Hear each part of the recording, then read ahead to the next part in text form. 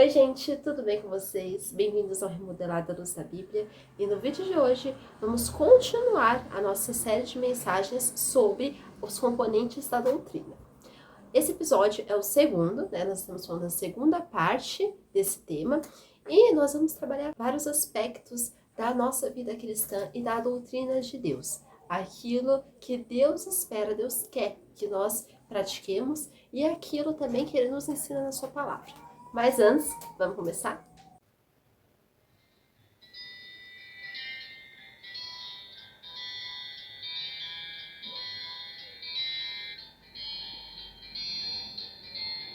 Bom, a nossa leitura bíblica vai continuar sendo no livro de Deuteronômio, no capítulo 32, a partir do versículo 7, que diz assim: Lembra-te dos dias da antiguidade, atenta para os anos de gerações e gerações.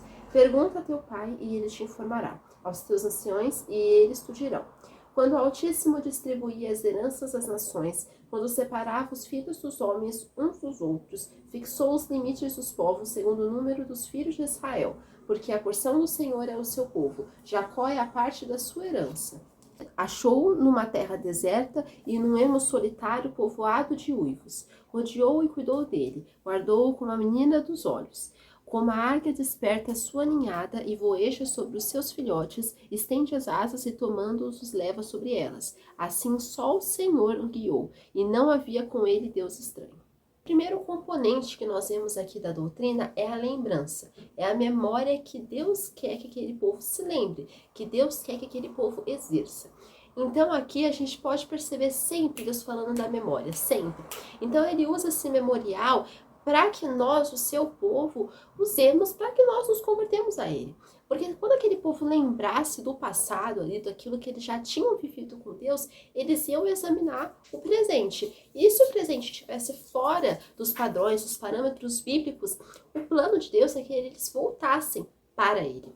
Então, nós percebemos aqui que Deus quer que a gente tenha essa memória. Deus quer que a gente exerça essa memória espiritual nas nossas vidas. Precisamos nos lembrar daquilo que o Senhor já fez por nós. Devemos ter em mente as obras e o amor, a graça do Senhor derramada sobre as nossas vidas. Então, a memória ela sempre tem que ser algo para glorificar a Deus. E não algo para mágoa, e não algo para um desconforto. Não, a memória deve ser um testemunho daquilo que o Senhor já realizou, já fez nas nossas vidas. Também podemos perceber aqui um ensino, quando nós vemos nesses versículos que explicam mais sobre isso. Lembra-te dos dias da antiguidade, atenta para os anos de gerações e gerações. Pergunta a teu pai e ele te informará, aos teus anciões e eles te dirão. Então, o segundo componente aqui que a gente vê da doutrina é o ensino. O ensino é algo que Deus estabelece para que o seu povo aprenda as suas leis, os seus mandamentos, as suas ordenanças. O ensino é fundamental, imprescindível para uma vida bem-sucedida com Deus. A vida com Deus, ela envolve renúncia, ela envolve entrega, ela envolve obediência, ela envolve vários aspectos, todos os aspectos da vida humana. Então aqui nós percebemos que devemos ser pessoas que são humildes, pessoas ensináveis mesmo. Porque as pessoas orgulhosas, elas não conseguem ser ensinadas. As pessoas orgulhosas, elas rejeitam o ensino, elas rejeitam o conhecimento. Então, Deus quer que a gente seja humilde. Deus quer que o seu povo seja humilde aos seus mandamentos. Deus quer que o seu povo seja obediente a Ele. E Deus também quer que outras pessoas o ensinem na sua palavra. Então nós devemos ser um modelo de fé, nós devemos ser um modelo de prática, nós devemos ser testemunhas vivas que vão ensinar outros o amor ao Senhor, a obediência ao Senhor, a graça ao Senhor e vão ali fortalecer outros na fé. Como a própria Bíblia diz que nós devemos amar os outros e realmente ensiná-los a terem uma vida com Deus, ensinar todas as gerações, aqui eles dão até o exemplo dos pais, dos anciões, eles falam aqui de gerações que ensinam as próximas gerações a temerem o Senhor. Um outro componente da doutrina é reconhecendo que tudo vem de Deus.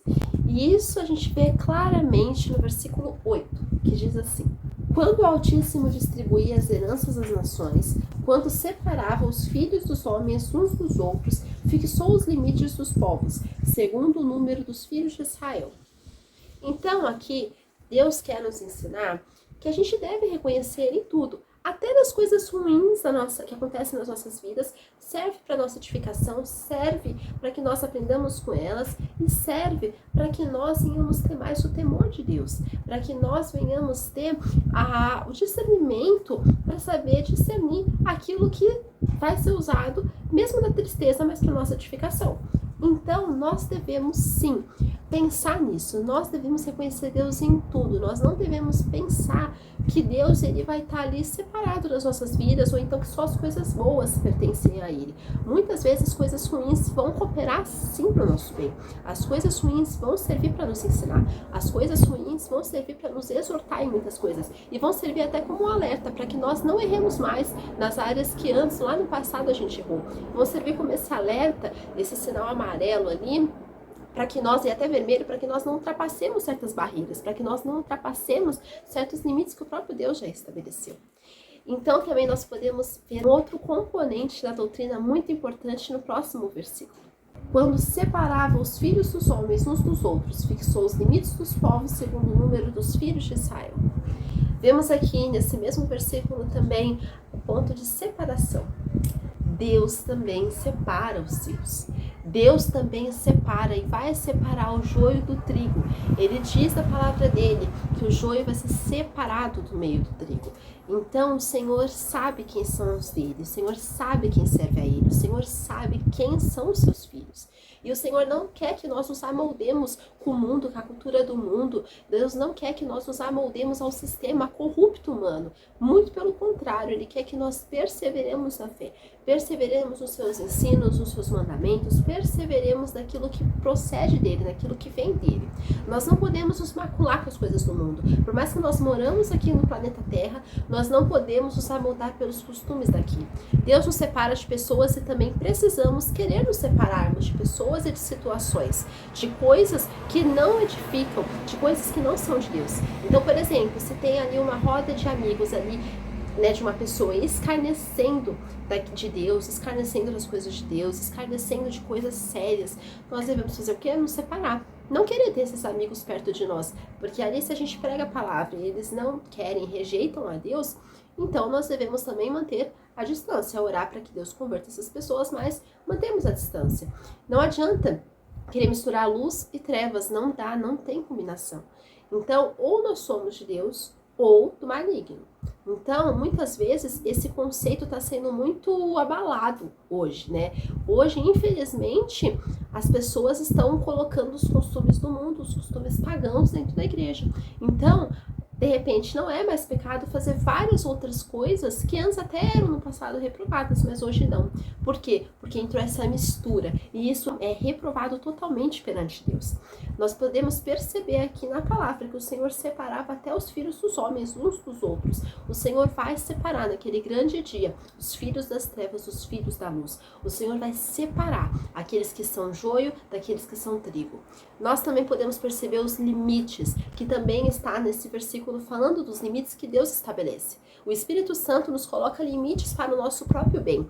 Deus nos coloca limites. Deus não quer que nós ultrapassemos esses limites, porque senão nós vamos pecar, nós vamos estar ali desobedecendo ao Senhor. Não podemos querer ultrapassar aquilo que o Senhor já estabeleceu de proteção nas nossas vidas. Não podemos querer ultrapassar uma barreira que o Senhor já colocou para o nosso próprio bem. Então nós devemos sim ter os limites ali da nossa vida espiritual. A partir do momento que tem ali alguém querendo te influenciar, alguém ou alguma coisa querendo te influenciar para algo que é totalmente reprovado ali na palavra de Deus, negue, não fique, não esteja ali compactuando, se separe desse meio, não queira colocar luz e trevas ali no mesmo patamar, não queira colocar ali as coisas do mundo junto com as coisas de Deus, essa mistura, isso é reprovado perante o Senhor.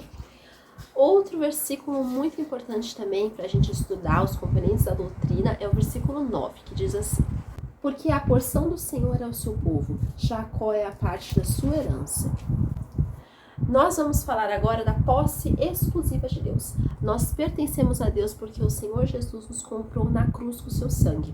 Somos propriedade exclusiva de Deus, adquiridos pelo sacrifício de Cristo na cruz e selados pelo Espírito Santo. Então, nós já pertencemos a Deus. O nosso nome já está escrito no livro da vida.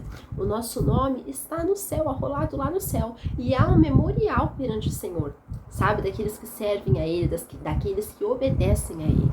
Então, nós devemos nos lembrar sempre que o Senhor sabe quem nós somos, que o Senhor nos comprou já, sabe? Ele fixou limites para nossa própria proteção. Então, quando ele fala que Jacó é a parte da sua herança, nós somos esse Israel de Deus hoje. Nós somos esse Israel espiritual. Nós somos aquele povo que fomos comprados por Deus, fomos selados por Ele. Então, nós devemos valorizar isso. Nós devemos viver como povo exclusivo de Deus. Outro versículo também imprescindível para estudar esses componentes da doutrina é o versículo 10, que diz: achou numa terra deserta e num ermo solitário, povoado de uivos, rodeou e cuidou dele, guardou-o como a menina dos olhos. Cuidado de Deus. Deus tem cuidado com o seu povo, e a gente vê isso ao longo de toda a Bíblia. Ao longo de toda a história do povo de Israel, a gente vê esse cuidado de Deus com o seu povo. Nós podemos perceber aqui que esse cuidado, ele é muito sério mesmo, porque como fala aqui, como a menina dos olhos, o Senhor estava ali cuidando daquele povo, e Ele cuida de nós também. Então nós devemos valorizar isso.